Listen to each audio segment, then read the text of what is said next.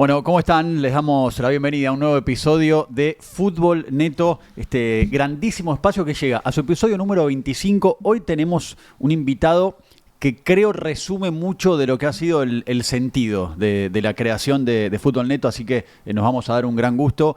Rápidamente presento a mis compañeros, ya los estaba extrañando, ¿sí? A los señores Pablo Sarinelli y Manu Simón. ¿Cómo andan? Hola Jorge, ¿cómo andás? ¿Todo bien? Todo muy bien, muy bien. Siempre se vuelve al primer amor, dicen, ¿no? Porque estamos Sí, a mí no me pasó todavía. Pero y la otra analogía romántica es 25 es alguna boda de... Sería boda de plata. Ahí está. Que como en la mano es mucho para ¿Qué nosotros. te parece? No, Difícil. en el otro sentido es un montón. No sé cómo será, pero para nosotros también es mucho y lo seguimos disfrutando. Y además seguimos agradeciendo realmente que la gente nos pregunte, que nos escriba por redes. Mucha gente del ámbito del fútbol que nos dice, ¿cuál es el próximo episodio? ¿Quién va a ser el próximo invitado? Bueno, esa gente del fútbol creo que va a estar satisfecha con lo que tenemos hoy. Manu Simón, que no tuvo ni tiempo de jet lag. Es verdad. O sea, ni siquiera te puedo decir tiene jet lag. O sea, sí, y hablando de los 25... el recién bajado del avión literal. Literal. O sea, casi que directo desde Seiza, te diría. Claro. Pasé 20 minutos por mi casa. Me cambié la remera y me pegué una ducha porque estaba dando vueltas hace 3 días. ¿Agarraste los regalos? Sí, exactamente. No, Ah. tampoco. Eso me lo olvidé del próximo programa. Pero 25 es un buen número, es verdad. La reina de Inglaterra de aniversario llegó al Platinum Jubilee, que son los 75. Así que esperemos pasar el programa 75, ¿no? Claro, yo había pensado en algo más local, que es Mirta, ¿no? Sí. Y tiene mucho que ver con el programa de hoy, Mirta, por sus sentimientos, ¿no? Ahí va. Es verdad. Por supuesto. Todo conectado, muy bien. Por supuesto, públicamente hincha de Racing, pero vamos a, ya que Manu está recién llegado de Europa, nuestro invitado también tiene mucho que ver con una gran experiencia en el fútbol europeo y en la elite del fútbol europeo y con, scouting y tantas de las cosas que a nosotros nos encanta hablar, así que no voy a demorarlo más y le doy la bienvenida a Javier Weiner. Javi, gracias por venir y por sumarte a este espacio que es Fútbol Neto. Bueno, buen día a todos. Gracias Jorge, gracias Pablo, Manu. Acá estamos impecables, listos para dar la talla para el programa 25 entonces. Está muy bien. Claro, te metimos mucha presión de Sí, entrada, claro, pero vos quedate tranquilo que esto es una charla relajada. ¿Sabes qué? Hoy le dije a un amigo, para descomprimir un poquito, que venía acá y que grababa con vos. Mi amigo hizo intercambio en Roma, estuvo estudiando en 2022. Fue a visitar la cancha de la Roma por primera vez, a sacar fotos. Javi lo escuchó hablar español, lo saludó, le preguntó si tenía entradas para el partido y le diste entradas para el partido. Sí. Qué grande. Así que me dijo, mandale un saludo, que gracias a él empecé a ir a la cancha de la Roma y me hice hincha. Qué Y siguió grande. yendo. Otra de las cosas que nunca me pasó, que me den entradas. Pero yo alguna vez conocí el Olímpico, pero un día que no, siempre con mi puntería para los calendarios, un día que no había partido ni de Roma ni de Lazio. Javi, nos metemos rápido en la charla y más allá de ir ya a lo estrictamente profesional y a la formación y a tu futuro, obviamente a tu presente, uno muchas veces dice cuando elige una profesión, bueno, esto viene de sangre, viene de familia, y esto aunque parezca raro, por ahí lo tuyo también, porque tu familia, bueno, tu padre te ha dado mucho con respecto a esto, ¿no? Sí, a ver, es como que uno ya lo llevaba desde la casa, ¿no? Cuando teníamos que ir con mi hermano a preescolar, primaria, los cuadernitos, en casa estaba lleno de cuadernitos de los que mi viejo usaba con Bielsa. Entonces uno dibujaba y pintaba ahí porque había parva y parva de canchita. Entonces cuando uno va creciendo ya desde la casa iba teniendo esa formación y llega a una edad temprana en la que te das cuenta que estás todo el día mirando fútbol, escuchando a tu viejo en pequeñas cosas. Me acuerdo que Play 1 yo jugaba con Gales porque me gustaba el dragón de la bandera y mi viejo me jugaba con Argentina. Tiraba siempre el centro al primer palo y me peinaba Guayalo o Batistuta y entraba uno atrás y me hacía el gol de cabeza. Y era 2 cabezazos en el área de gol, 2 cabezazos en el área de gol. Y empecé a aprender eso desde chico, ¿no? Y cosas así. Claro. Contemos al que por ahí que no sabe, bueno, tu papá Gabriel tiene una historia que es hasta para un documental, una serie de no vamos a dar ninguna marca para que nadie se sienta ofendido, pero digo, de las plataformas de ahora, de cómo él se va vinculando con Bielsa, bueno, y más allá de eso, porque obviamente la idea es centrarnos en vos, ¿cuándo es el día, más allá de que vos esto lo mamaste desde chico, cuándo es el día que vos te das cuenta que te querías dedicar profesionalmente a esto? Eso se da en 2011, cuando mi viejo estaba trabajando en selecciones y a su vez hacía trabajos de scouting y de consultorías para clubes del extranjero. Mi hermano ya le había empezado a dar una mano a él, entonces se empezaba a trabajar las cosas en casa. Y bueno, yo era chico, yo tenía 14 años y mi viejo tenía que hacer un asado y tenía que evaluar para un club de MLS a Julio Furch. Y mi hermano no estaba porque ya estaba estudiando y me dice, Javi, necesito un análisis de Julio Furch. Yo, ¿cómo carajo un análisis? Me dice, escucha, sentate, mirate este partido. Me lo da en un DVD porque descargábamos y metíamos el CD. Y quiero que hagas un análisis minuto a minuto de Furch en Olimpo. Estaba en aquel momento 2011. Y bueno, entonces el minuto a minuto era un ejercicio que Bielsa le daba mucho a mi viejo y que después yo utilizo al día de hoy a la hora de formar a scouts o formar videoanalistas, que es ir poniendo cada minuto, cada momento, minuto y segundo, donde el jugador entra en juego, ya sea sin pelota o con pelota, y explicar exactamente qué hizo, minuto a minuto, todas las acciones del partido. Y nada, como anécdota, era la primera vez que hacía esto y recuerdo que primero miré todo el partido, anoté todos los minutos donde Furch entraba en contacto, pero no había escrito qué hacía. Y después miré el partido por segunda vez y fui anotándolo. Así que me llevó como 3 horas mirar un Olimpo antes de saber contar quién. Y ahí, Javi, ya evidentemente te había picado el bichito, además de lo que habías mamado, pero me interesa saber, y porque de repente es parte de la dinámica que tenemos también con parte del público que nos consume y cada uno en su trabajo también relacionándose con gente del fútbol que aspira a trabajar en el fútbol sin tener las habilidades para primero ser futbolista. Ahí cuando ya te picó eso, ¿qué dijiste? ¿Qué tengo que estudiar? ¿Cómo? Porque no había programas académicos, ahora por suerte cada vez hay más, pero no había un camino obvio para seguir. A ver, es que tampoco había un camino obvio porque yo tampoco sabía que lo que yo estaba haciendo se llamaba scouting. Yo estaba ayudando a mi viejo y a mi hermano en tareas de reclutamiento, en tareas de mercados de pases. Y la enseñanza misma venía ya de mi viejo y de mi hermano. Porque, por ejemplo, cuando vos arrancás con este trabajo que es el minuto a minuto, que para mí es algo fundamental, lo primero que empezás a hacer ahí es romper esa conexión con el imán más poderoso que tiene el fútbol, que es la pelota. Porque cada vez que vos estás mirando un partido relajado, sin analizarlo, tus ojos siguen a la pelota inconscientemente. Cuando tenés que hacer este trabajo, ya tenés que puntualizar en un jugador y la pelota por ahí está por allá y vos estás mirando al jugador. Y después también lo que te da este tipo de trabajo, que volviendo a la parte del aprendizaje, es que vos tenés descripciones exactas de la jugada. Entonces después, en este caso era mi papá o mi hermano, leía cuál era la descripción de la jugada y me dice, esto no se dice así, se dice de esta manera. A ver, miremos esta jugada que decía que hay un pase al mediocampista, pase filtrado. ¿Es un pase filtrado o es un pase entre líneas?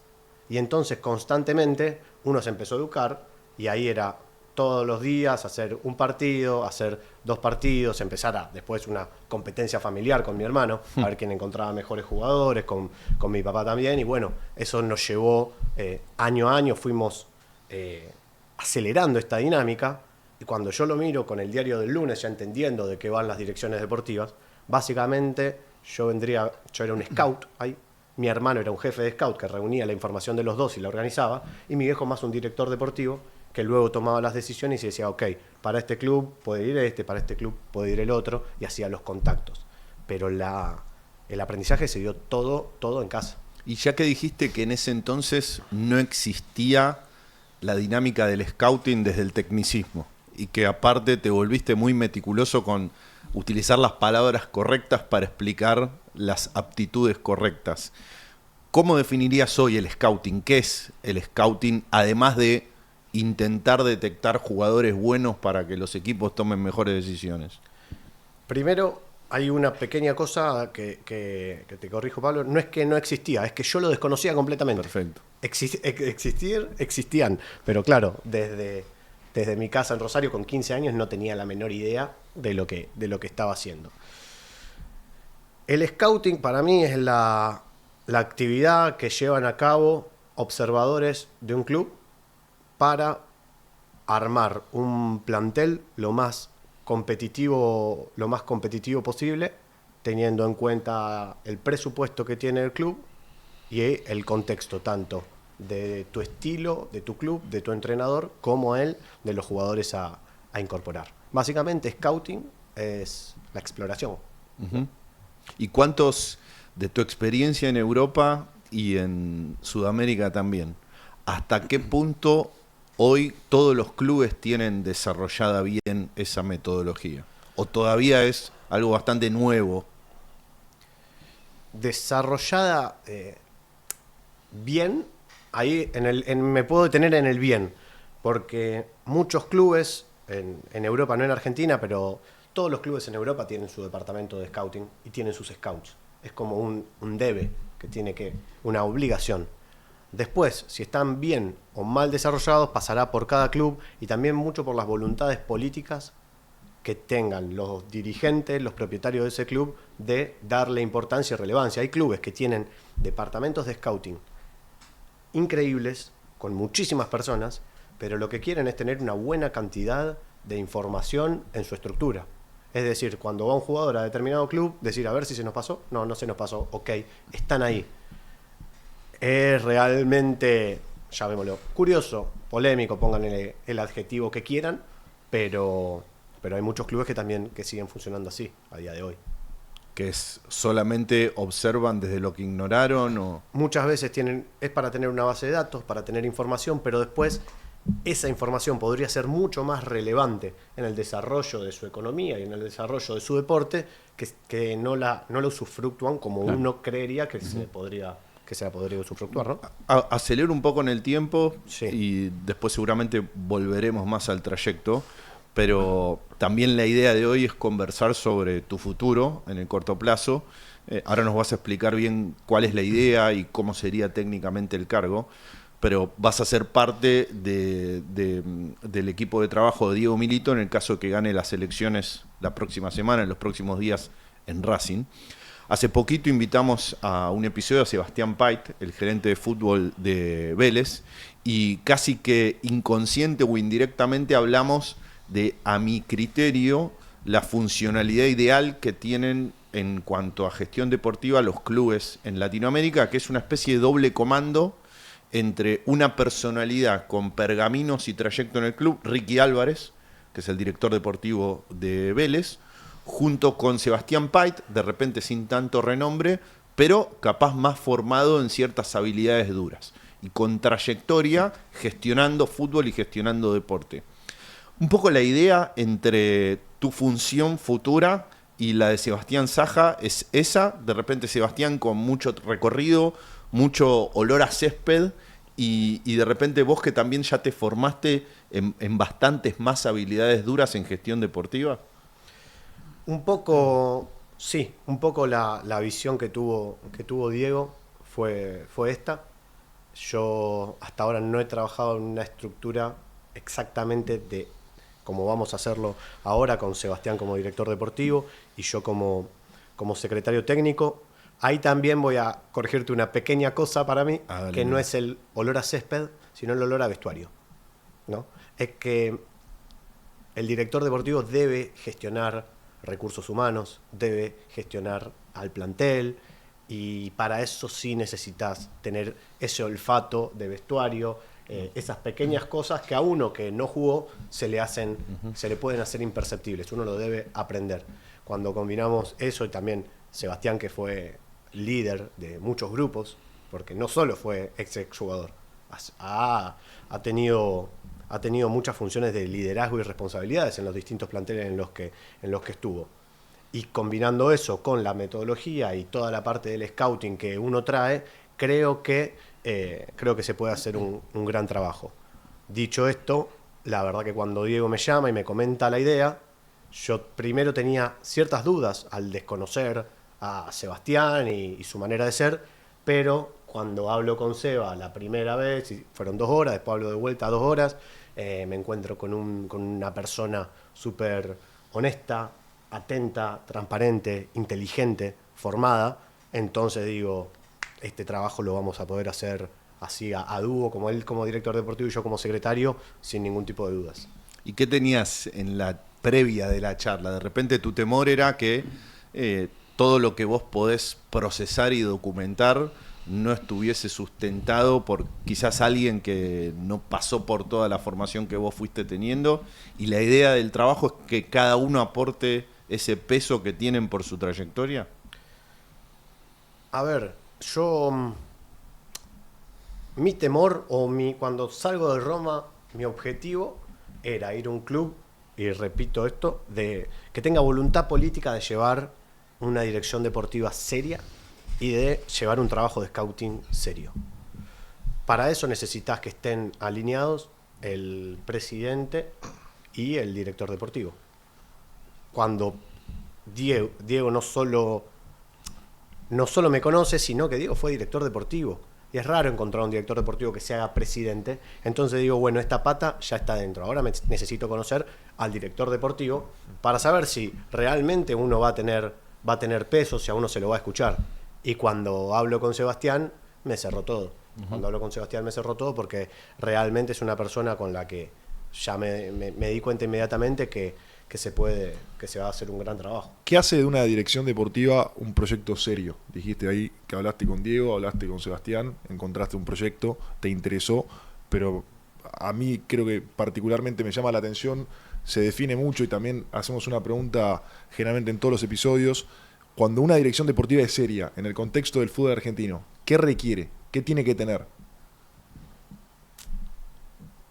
Primero, es de arriba para abajo en el organigrama. Y por eso recalco a Diego y a Sebastián. Porque son dos personas, que escuchan, que son abiertas. Y los líderes, llamémosle director deportivo, técnico, presidente, los líderes que no escuchan, pronto se quedan con ayudantes, colaboradores, empleados que no tienen nada para decir. Entonces, un proyecto serio primero tiene que tener a líderes que escuchen. Y luego de eso, necesitamos hacer una planificación de todo lo que va a suceder tanto en fútbol juvenil como en fútbol profesional. Cuando ves quién va a ser la cabeza del fútbol juvenil, que es Miguel Gomis, con el cual ya trabajé, y entendés quién es Diego y quién es Sebastián, encontrás lo que denominé como un proyecto serio, pero cambiémosle de adjetivo, lo podemos llamar con criterio, coherente, que te permite planificar a corto y a mediano plazo, y a través de la planificación poder cumplir uno de los objetivos de una dirección deportiva, que es evitar las situaciones de pánico que se vayan generando en el club, ¿no? Uh-huh. En una declaración que hiciste escrita tras salir de la Roma, dijiste textual que desde tu experiencia en tu trabajo se debe analizar con el bolsillo del dueño del club, se debe proyectar con las ideas del director deportivo, se debe mirar con los ojos del entrenador, pero sobre todo se debe ser capaz de sentir con el corazón del hincha. Qué venta de humo. No, pero para mí... Es lo que están pensando.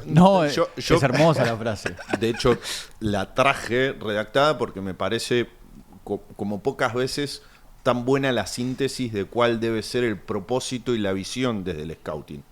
Pero me interesa concentrarme en lo último, que tiene que ver con sentir con el corazón del hincha. Que yo quizás le haría un doble clic o un lado B al capítulo, que es también entender la idiosincrasia del club y la cultura deportiva que se quiere desarrollar, que creo que va un poco por ahí. Entonces, desde tu óptica, ¿cuál es ese sentir del hincha de Racing? Porque vos vas a ser el responsable quizás de moldear el perfil de futbolistas que van a ir a buscar en los mercados de pase, y al final el hincha eso le termina interesando un montón. Entonces, ¿cuál es ese capítulo en particular o cómo lo explicás? Eso también corre para los técnicos, ¿no? Que también es muy importante, y para ejemplificar. Yo siendo hincha de Racing, esta es una de las ventajas de ser hincha de un club en el que vas a trabajar, que es que todo este estudio uno ya lo tiene incorporado. Después tiene cuestiones negativas, pero las positivas están justo en este aspecto. Lo primero que al jugador no le puede faltar es la agresividad, dejar todo por la camiseta, pero sobre todo lo que nosotros buscamos son equipos protagonistas que piensen primero en el arco rival.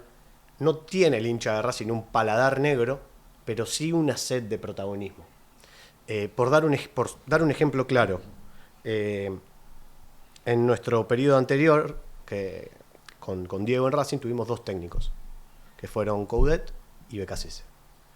Y Coudet atacaba con 2 centrodelanteros en un 4-3-1-2, llenando el carril del medio de jugadores. Era rock and roll total.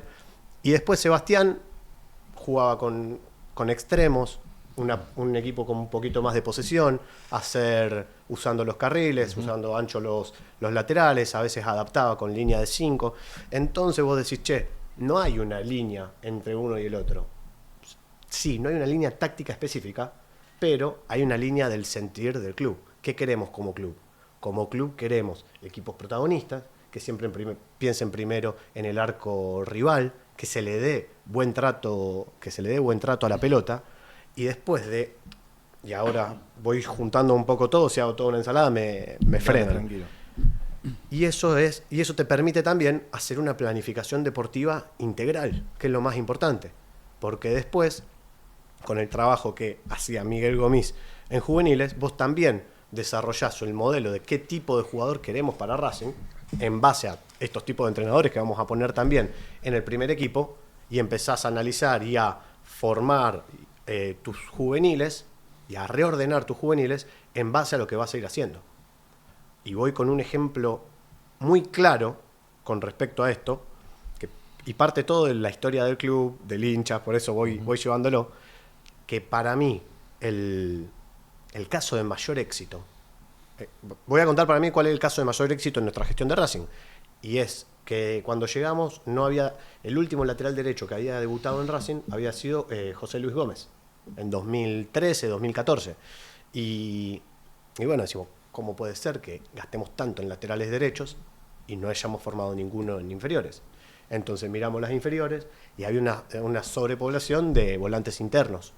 Entonces analizamos en las categorías mayores para nosotros cuál podía ser un volante interno a reubicar. Reconvertido. A reconvertir. Y en la categoría 2000 había un jugador, un interno que alternaba titularidad y suplencia, que era Juan José Cáceres.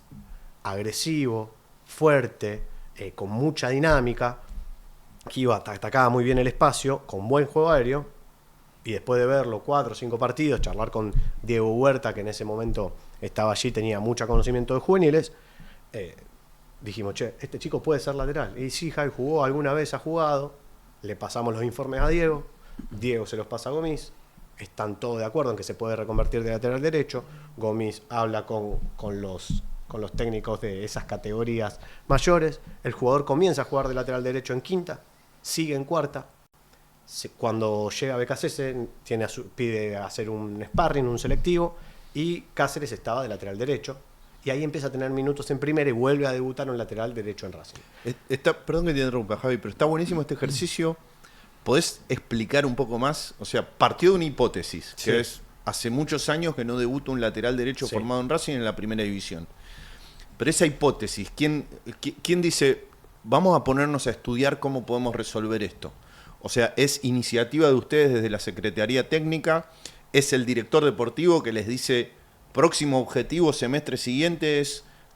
y después cómo interactuaron también con explicarle al coordinador de fútbol juvenil que hablara con el entrenador de la categoría y que fruto de esta conclusión de una hipótesis obrara en consecuencia? Porque está buenísimo, porque creo que es algo que en el famoso la dirección deportiva debe ser responsable de formar la proyección deportiva a través del tiempo, el sistema y los futbolistas, pero hay pocos ejemplos de cómo eso puede ser llevado a práctica, y este me parece un ejemplo buenísimo.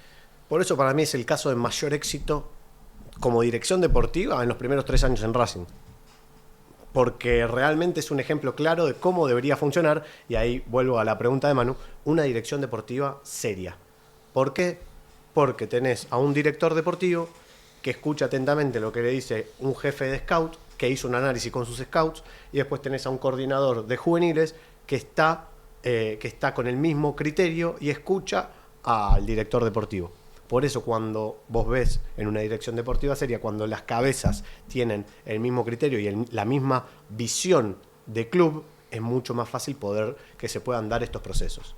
En este caso fue iniciativa nuestra como oficina de scouting, porque también a su vez necesitas ver, por una parte, qué está buscando el fútbol actual, qué está requiriendo en los jugadores, en las posiciones específicas, y por otra parte porque nosotros estábamos pensando esto que te comentaba antes, equipos ofensivos, completamente ofensivos con esta historia de club, y por lo tanto lo que debemos buscar es ciertas reconversiones.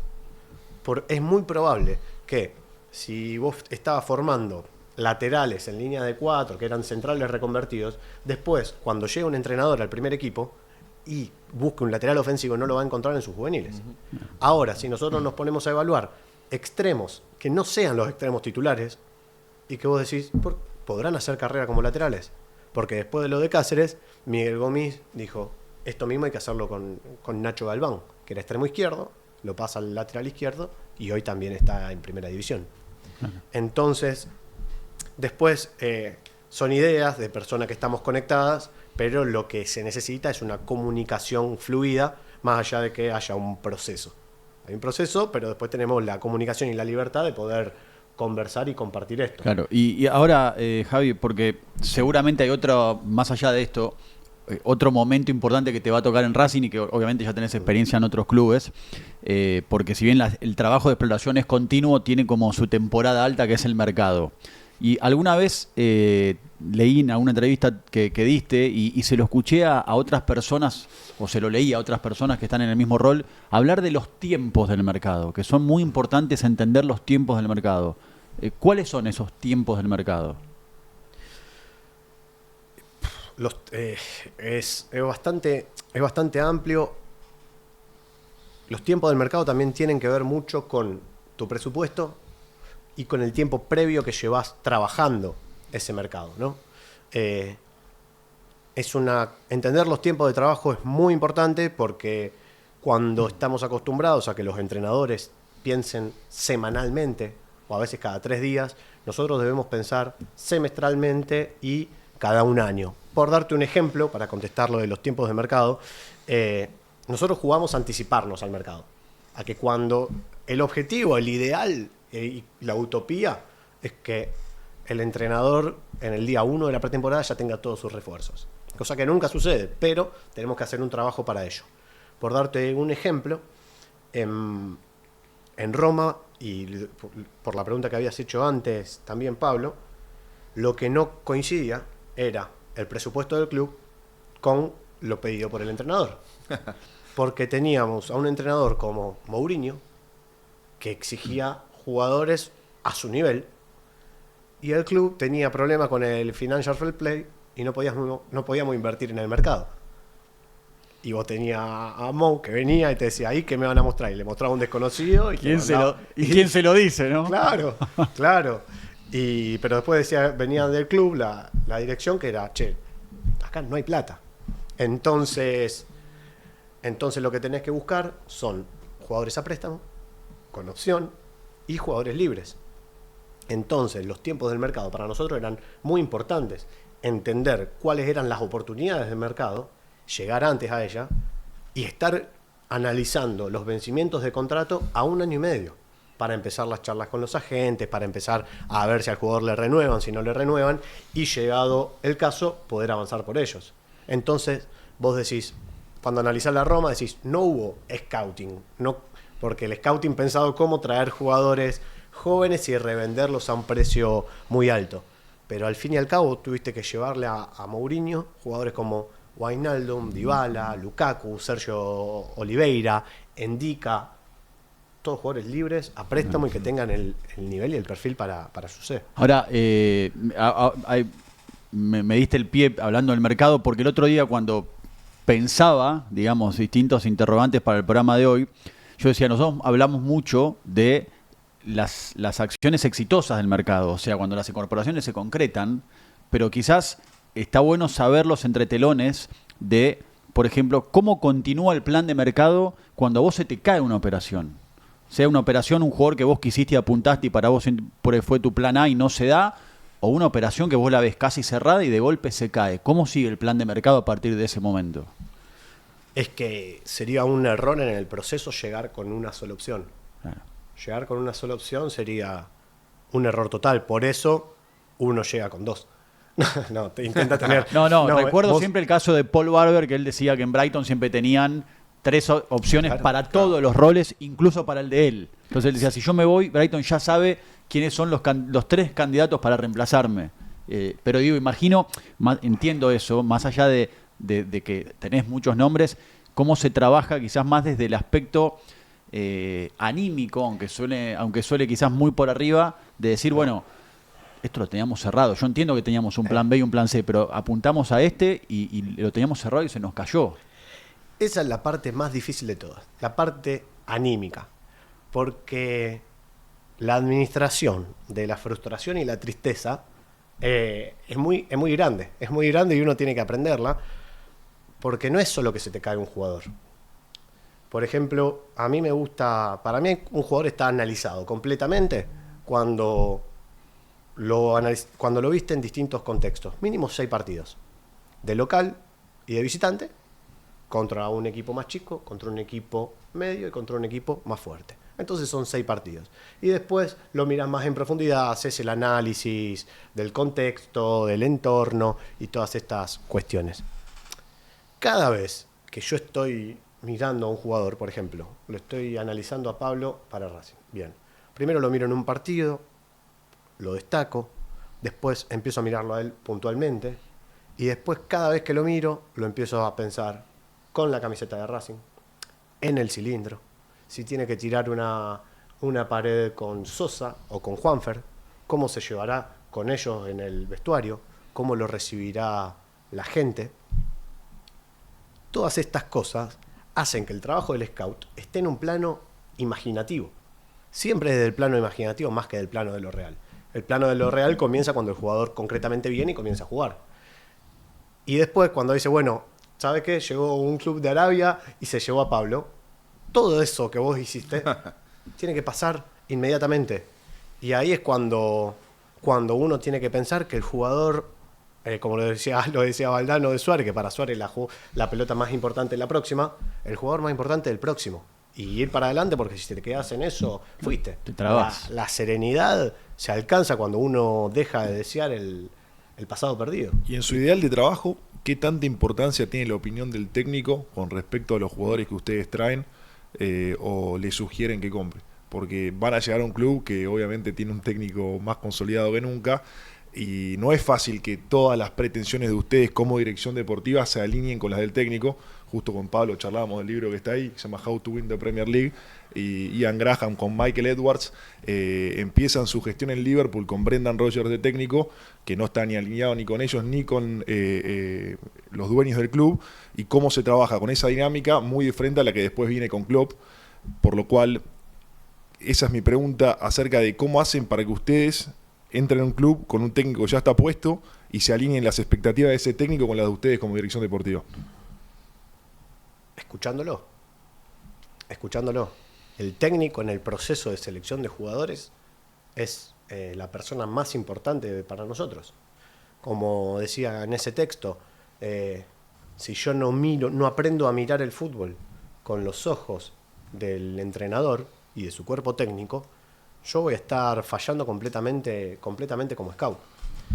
Y hay que estar muy atento en los pasillos, en las charlas de café, de almuerzo o en las reuniones, a las huellas discursivas que el entrenador deja en sus conversaciones, en sus charlas, en las conferencias. Porque por ahí el entrenador no te dice, che, necesito un jugador que sea así, así y así. Pero por ahí está viendo una imagen de un partido y destaca una característica. O por ahí te pide determinado jugador, pero vos, ese jugador por algún motivo no puede venir, pero tenés que saber desglosar las características que ese jugador te pide de ese jugador para decir, ok, este es el perfil que vamos necesitando. Y después con conversaciones se va llegando a un punto medio donde es clave, porque en el fútbol argentino no tenemos la cultura de las direcciones deportivas. Para nosotros es clave que los entrenadores, porque pasa mucho en el fútbol argentino, entiendan que el director deportivo no es una competencia de él, sino que es alguien que viene a ayudar.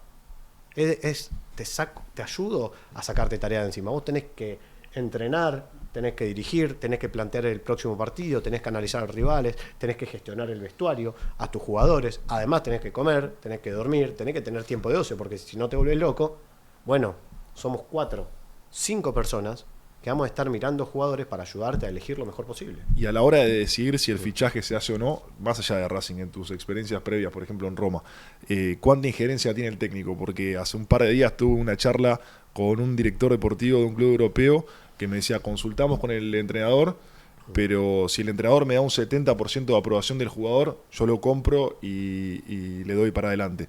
No está en la mesa chica a la hora de decir los fichajes, nos da su opinión.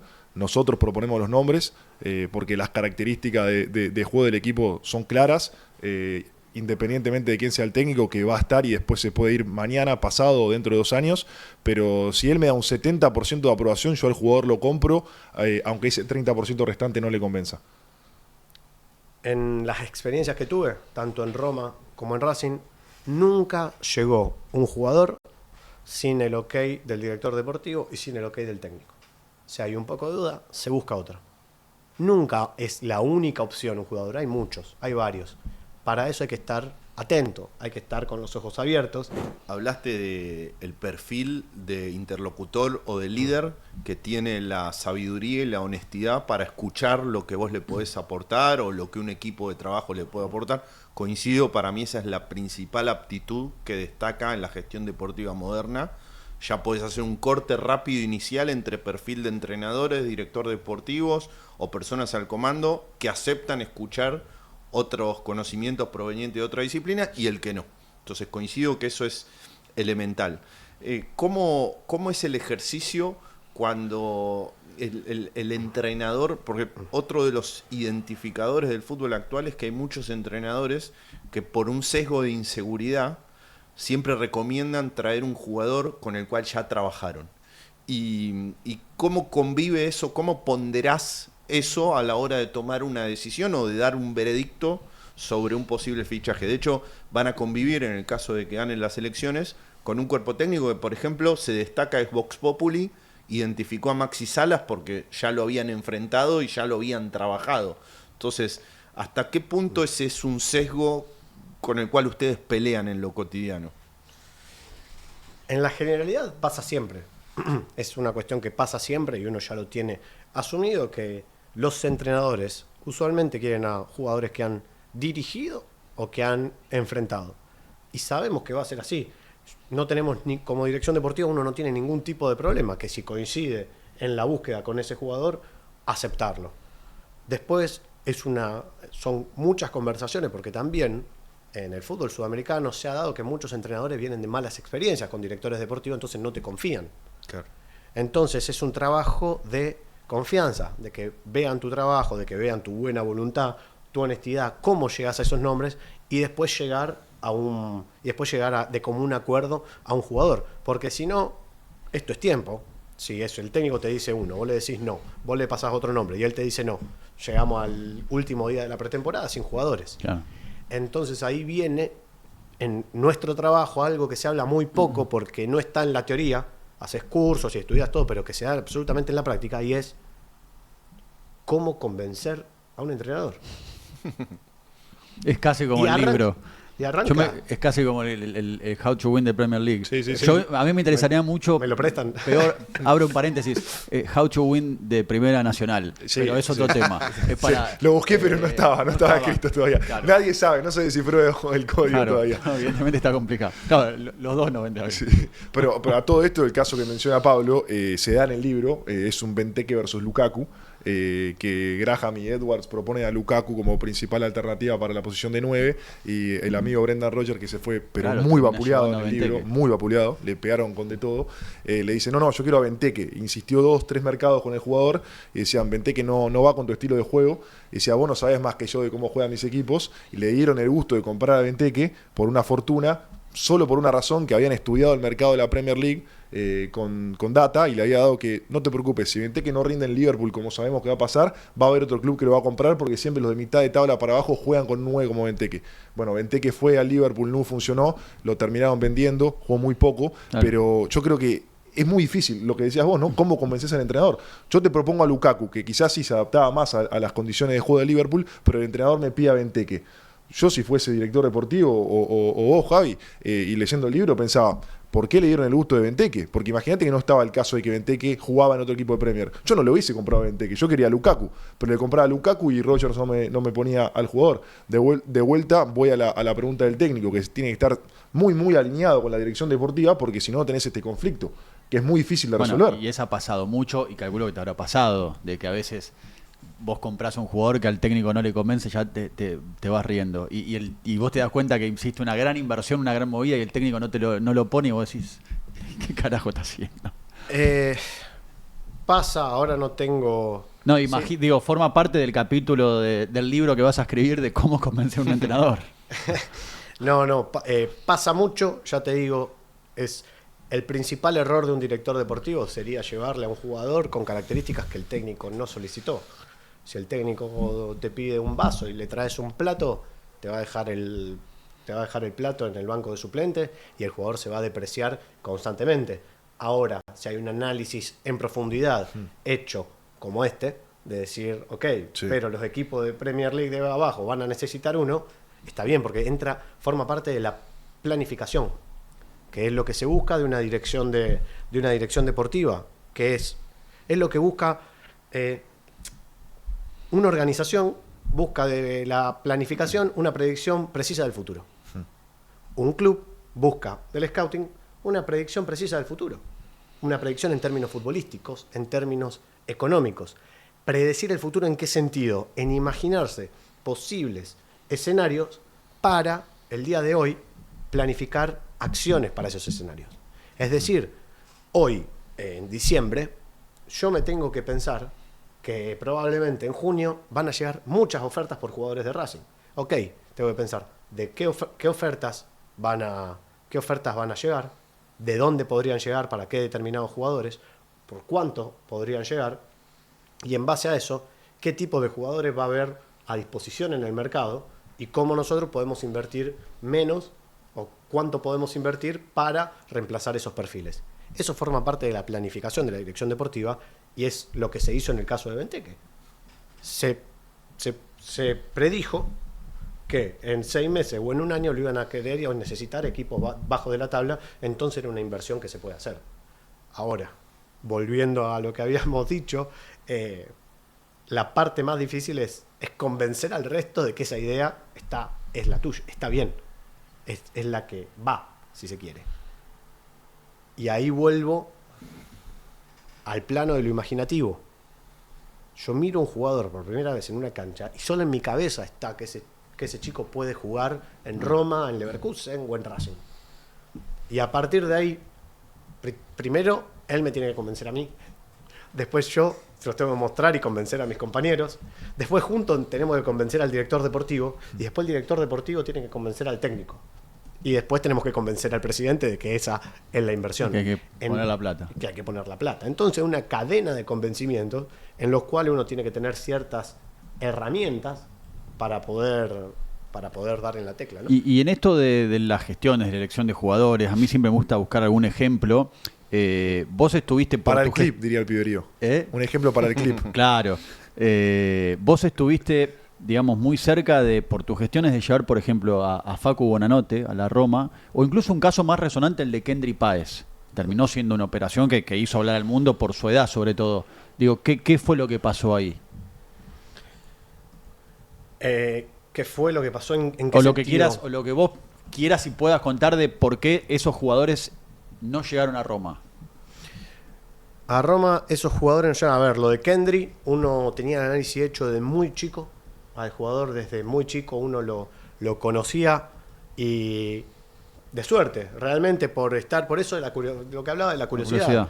Estaba mi viejo trabajando en la selección ecuatoriana y mientras él estaba trabajando en la oficina yo había ido a cubrir otro torneo y estaba jugando la sub-15 de Independiente del Valle, creo que contra la sub-15 de Ecuador, y me pongo a ver el partido y nada, había un enganche de 14 años, me parece, que mete 2 pases de zurda, y a mí el jugador zurdo, talentoso, fresco, me encanta, es mi debilidad total. Y me anoto, miro la planilla y me anoto. Miro así, 10, Rey Andrade. Perfecto. Y después noto también a los meses, porque le pierdo el rastro, pero solo como para quedar. Miro en un partido un 10 que me gusta mucho, que en Ecuador, en video, veo Kendry Páez. Me encanta. Y claro, después pasan unos meses más, ya tenía estos dos jugadores en mi base de datos. Vuelvo a ver un partido en vivo donde ya tenía la planilla, y cuando leo la planilla decía Kendry Rey Páez Andrade. Había visto al mismo jugador en 2 ocasiones y me había encantado. A partir de ahí lo empiezo a seguir y le digo a mi director, es el jugador a fichar, pero faltaban unos años para poder darse el pase, porque bueno, era un chico de 15 años, tenía que cumplir 18, y después llega el monstruo del Chelsea haciendo lo que hace el Chelsea. Y ahí no se puede competir. El caso de Facu Bonanote, lo veo en reserva, el chico sin contrato, con pasaporte italiano, y lo veo siendo el jugador del estilo de Roma. Inteligente, técnico, agresivo, con mucha personalidad. Un chico que tiene criterio para jugar a 2 toques, pero a su vez se tira a barrer cuando va a presionar.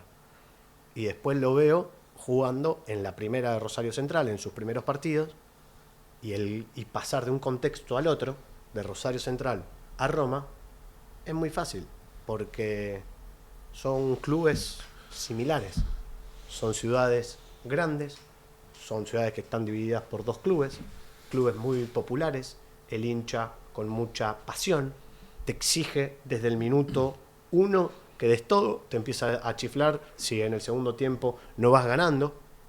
Clubes que han ganado muy poco en su historia, pero los hinchas le exigen como si tuviera que ser que primero todos los años. Y hinchas incondicionales también.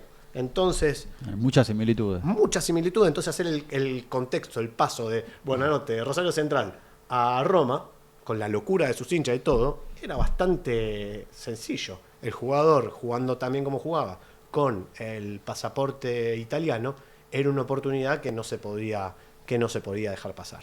Créditos a Augusto Ramauro, que trabajó con nosotros un tiempo largo. Vos fijate el ejemplo que acabas de dar de Kendry Páez, lo habías visto en 2 partidos diferentes con un nombre y apellido distinto. Cuán riguroso hay que ser en cuanto a un proceso y una metodología de scouting, que independientemente de que vos tengas muchos scouts, el solo hecho de cómo ingresar un dato puede impactar en que después te pase inadvertido un futbolista que sale 50 millones de dólares y que vos habías visto antes que otro.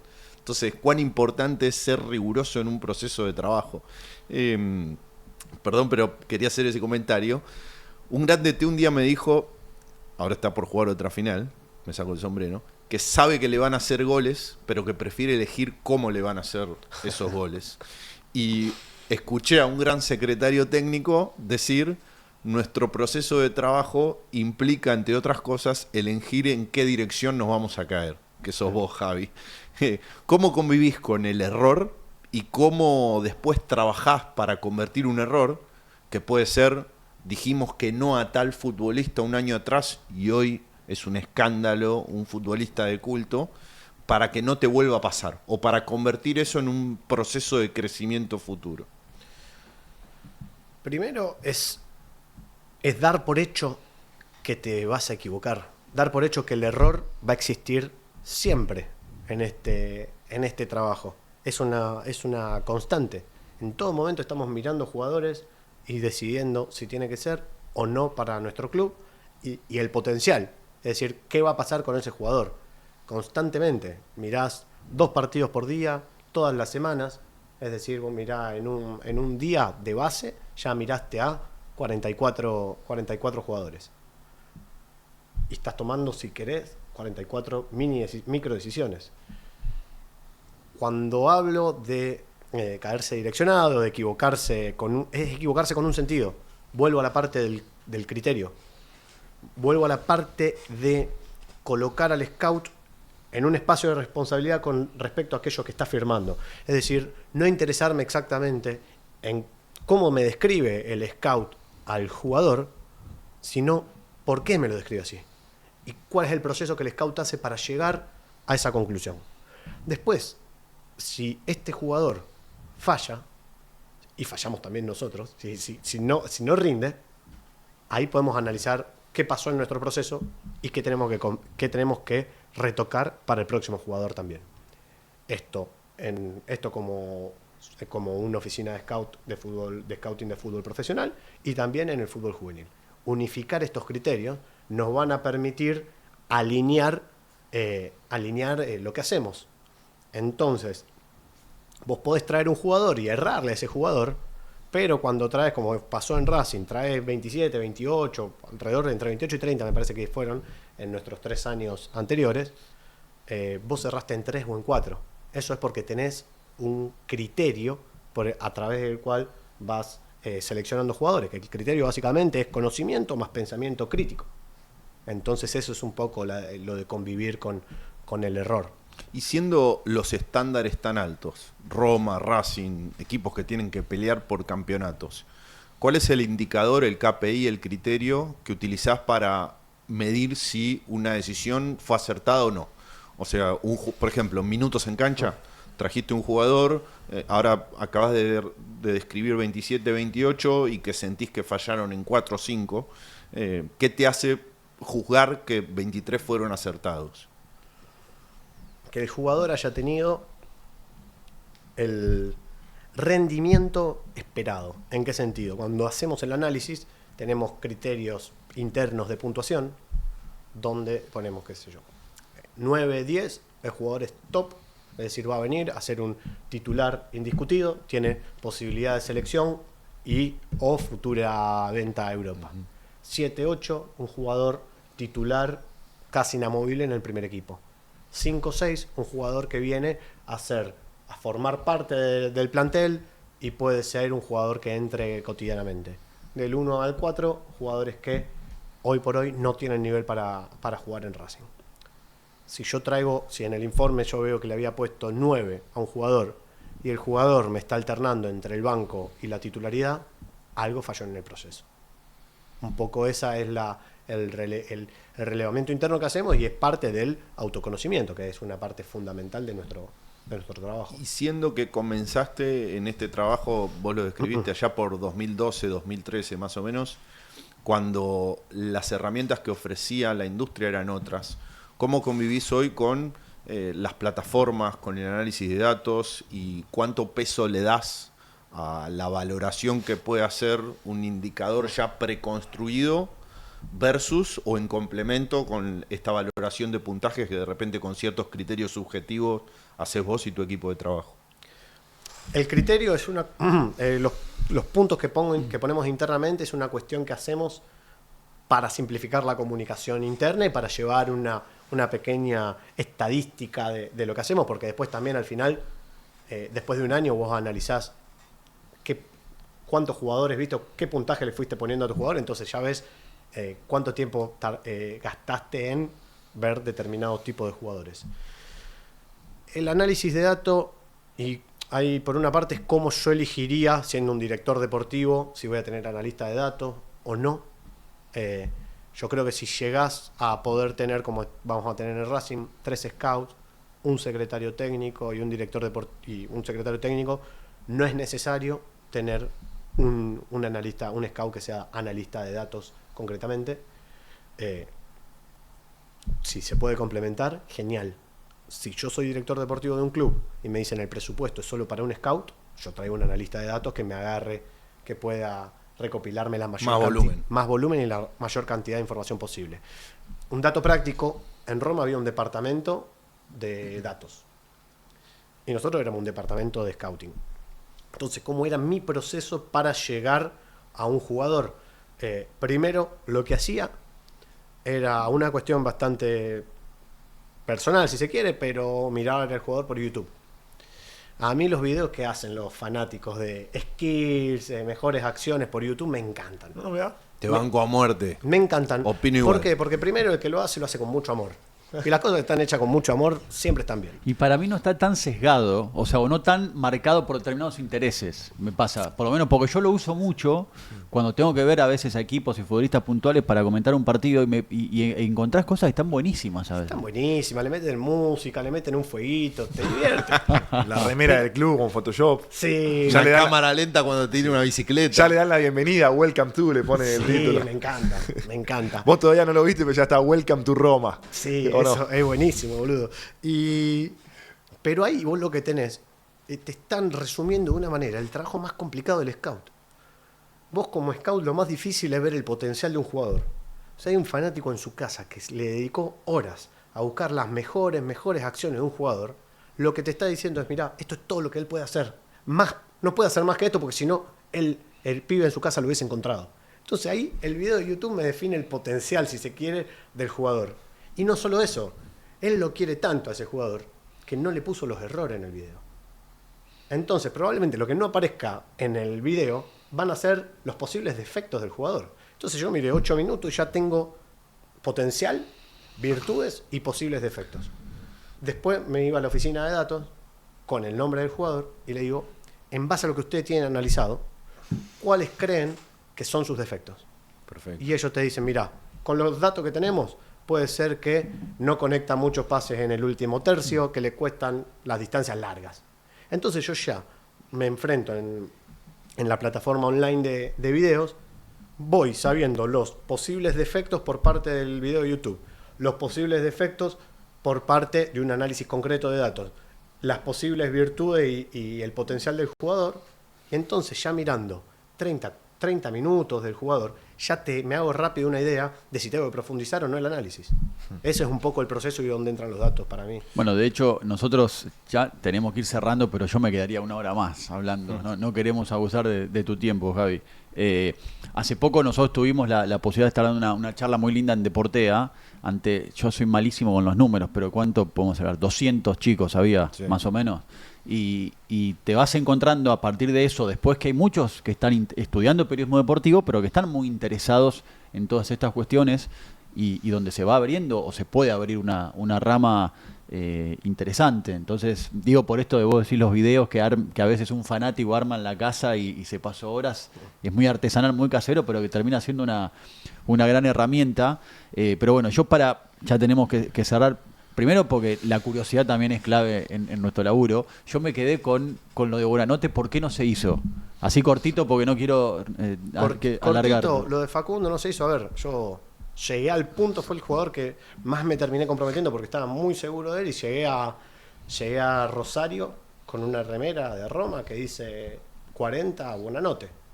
Y llegó hasta tal caso que no la pude entregar, por lo cual la remera más preciada que tengo, una de un jugador, de una cosa que no se hizo.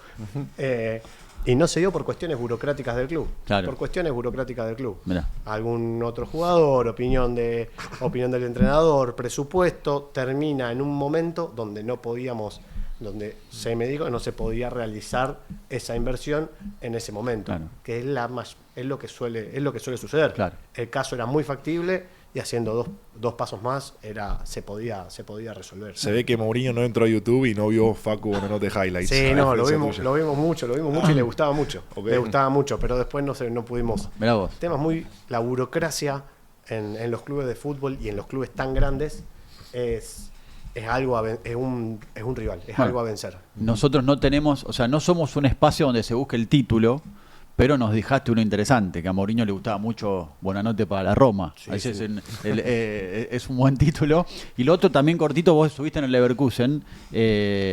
¿Ya avisorabas que podía darse unos años después lo que terminó pasando? ¿O terminó siendo algo más fuera de contexto lo que pasó? No, cuando estuvimos en el Leverkusen trabajando con mi hermano, siempre desde video, pero nos pidieron que vayamos con mi hermano 3 meses allá. Nos pusieron un profesor de alemán todos los días, 1 hora. Aprendí solo a pedir cerveza en alemán, no se crean que aprendí tanto. ¿Cómo se pide? Porque estuve ahora en Frankfurt y beer, le dije. Se compliqué. Was möchten du trinken? No, muy complicado. Eine Bier, bitte. Es muy complicado. No sé Sigo nada más. pidiendo beer. No me pregunté cómo A se ver, hace pero el viste que- delantero. No, pero Viste que hay Eh. palabras que son muy universales. Vos le decís el drinken y ya te van a entender. Después le señalás. No, pero después de estar 3 meses ahí y entendiendo el contexto del club, qué tipo de jugadores llevabas ahí, ver torneos juveniles, jugadores estadounidenses, japoneses en un torneo sub-19, ver cómo se organizaba la información en una estructura de ese tamaño, volví con una cantidad de cosas sabidas y anotadas que digo, ok, ahora podemos llevar a cabo una dirección deportiva en el fútbol argentino. Y en base a lo que aprendí de Bayer Leverkusen es con lo que hicimos en los primeros 3 años en Racing, y fui agarrando todo lo que fue haciendo mi viejo en su carrera con esta manera de organizar la información que tenían en el fútbol alemán.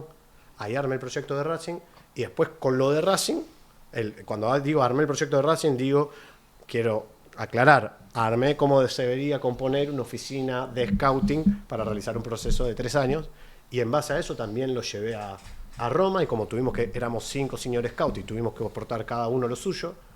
Uno de Leicester aportó una metodología que traía él, venía otro, Enrico Parelle, del Milan, que trajo lo suyo, y yo traje lo que tenía de Racing, y el criterio de puntuación que utilizábamos en Racing, la manera de hacer informes, fueron predominantes, y así empezó a analizar la Roma en nuestro periodo allá.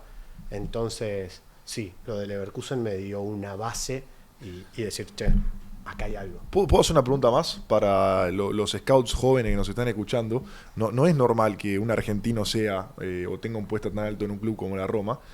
¿Cómo se dio el reclutamiento de tu posición? ¿Llegaste a través de una agencia? ¿Llegaste a través de una recomendación? ¿Cómo llegaste a Roma a ese puesto? Me llama una agencia que trabaja con el grupo Friedkin, que contrataba por el grupo Friedkin, para llevar, para tipo de recursos humanos del fútbol, para llevar a armar el equipo de trabajo. Cada vez más de moda en Europa ese tipo de consultoras barra una agencias. Consultora, me llevan ahí. Mi jefe en ese momento me ofrece, quería que yo me quede fijo acá, trabajando desde Sudamérica para Roma. 3 años, le dije que yo quería estar fijo allá, porque si vos no estás en el lugar, es complicado llevar a cabo el trabajo, porque sos un tipo que está tipeando, sos una máquina que tipea informe y no te lee nadie, no tenés confianza. No, y aparte no percibís eso de la cultura, claro, que exactamente. tanto Sí, ponderaste. el día a día, además. El día a día, la relación con el entrenador, entender exactamente no solo la cultura, sino cómo funciona el club y qué tipo de... y todo lo que pasa, todo lo que el entrenador quiere, tus compañeros que te tengan confianza. Y la confianza no la podés generar con un mail, con un informe. La generás en los pasillos, almorzando, tomando un café. ¿Unos mates también? Sí, yo me llevaba el matecito y algunos nos bien. lo llevamos puesto. Y entonces ahí mi jefe me había dicho 3 años todo de Sudamérica, y le dije, vamos a hacer un año solo, 6 meses en Europa y 6 meses en Sudamérica, y después del año vos vas a querer que me quede allá. Y así fue. Fui 6 meses, y después del año Thiago me dijo, quédate acá, y al día de hoy, nada, terminé ahí con Thiago, una relación excelente. ¿Y cómo lo ves a Thiago ahora, ahí en Premier? ¿Bien? Fenomenal.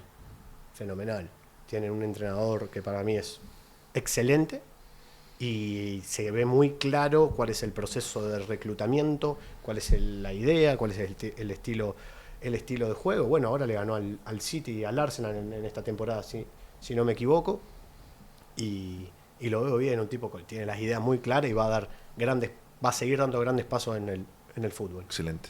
Bueno, la verdad, hermosa charla. Hemos hablado bastante más de 1 hora y está para seguirla un rato largo, pero bueno, eso también está bueno, ir generando inquietudes que queden para el futuro. Javier, bueno, muchísimas gracias. Muchísimas gracias por venir. Es, por lo menos en mi caso, interesantísimo escucharte, y a uno se le van despertando un montón de cuestiones para seguir avanzando, así que será para otra invitación. Seguro. Una vez más aquí a Fútbol Lento, pero gracias por venir. No, dale. Gracias, Jorge, gracias, chicos, también, un gusto. Bueno, nosotros nos vamos. Creo que más que nunca hemos hecho un poco lo que conceptualmente nos interesa de Neto, ¿sí? Esto de herramientas, pensamiento crítico, creatividad, un poco de eso va la cosa, y creo que hemos sumado mucho, así que para nosotros es un placer. Les mandamos un abrazo y nos encontramos, ¿sí? Siempre con distancia, cambiando de casa, pero siempre con la esencia de Fútbol Neto. Hasta la próxima.